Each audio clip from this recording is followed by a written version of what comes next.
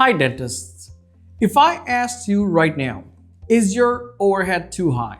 Most dental practice owner would say, I'm not sure, it feels high. But feels high isn't a number, and overhead isn't about how busy you are. It's about percentages. Today, I'll show you exactly how to know with simple math if your overhead is too high and what that means for your profit margin and EBITDA margin.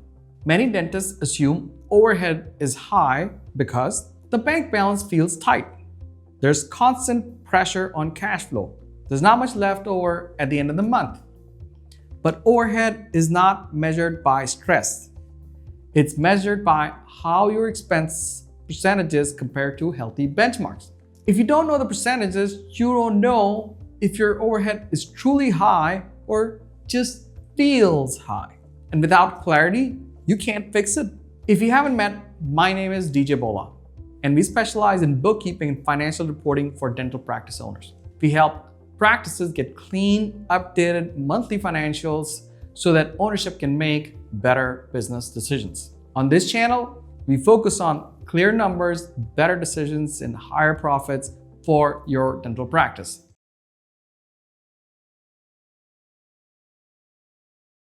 Let's start with a healthy single location practice as a reference.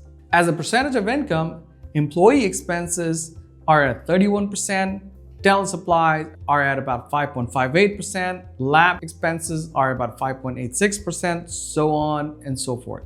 Average single practice often operates near a 35% EBITDA margin. Group practices often operate around a 17% EBITDA margin.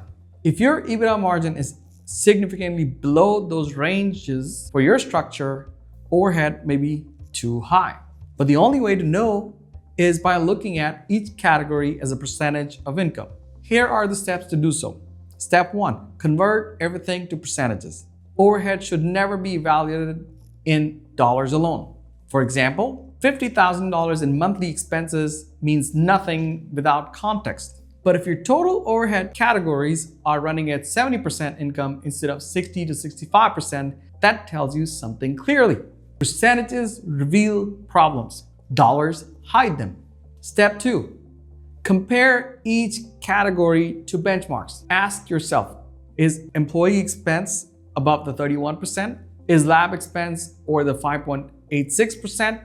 Is overhead above the 9.77%? If one or more categories are consistently above these ranges, your overhead is likely too high. Even small increases matter. A 3% increase across multiple categories can reduce your EBITDA margin significantly. Step 3, identify which type of overhead is high. There are 2 types: fixed overhead, rent expense, certain facilities expense. These don't change much month to month. If these are high, it may be a space utilization issue or lease structure issue. Variable overhead, employee expenses, dental supplies, lab costs. These should scale efficiently with production. If they increase faster than the collections, that's inefficiency. Variable overhead is where most practices see problems. Let's go through an example.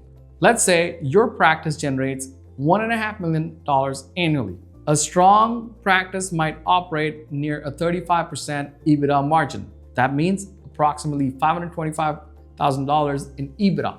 But your financials show a 27% EBITDA margin. 27% of $1.5 million is $405,000. That is a $120,000 difference. Now let's look at the categories. Employee expenses are at 35% instead of the dental average of 31%.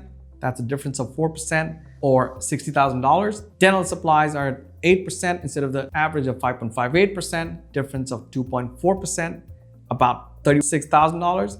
Lab is at 7% instead of 5.8%, again, difference of 1.1%, about $16,000. Those 3 alone explain most of the difference. No dramatic issue, just percentages slightly above normal.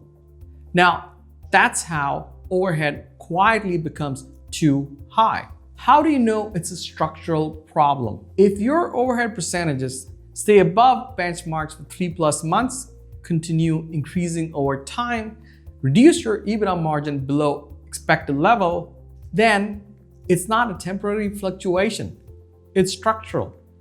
And structural issues require operational adjustments, not just hoping next month improves. Here is the important thing. Revenue growth doesn't automatically fix overhead issues, especially with variable costs. Many owners think if we just produce more, overhead will fix itself. Sometimes that works if expenses stay stable, or the issue is with fixed expenses. But if expenses increase alongside revenue, your profit margin does not improve. Overhead is too high when expense percentages increase as revenue increases. Here is what I would take away from this video. You know your overhead is too high when expense percentages exceed healthy benchmarks. Your EBITDA margin is significantly below expected levels. Categories show consistent upward trends. Revenue growth does not improve profit margin. Overhead is not about how busy you are, it's about how efficiently your expenses align with income. When overhead is controlled, profit margins improve, EBITDA margin strengthen, cash flow becomes predictable, and stress decreases. If you're unsure whether your overhead is truly too high, start by converting every major category into percentage of income and compare it to clear benchmarks. Because clarity eliminates guesswork, clear numbers, better decisions, and higher profits for your dental practice. And I'll see you in the next one.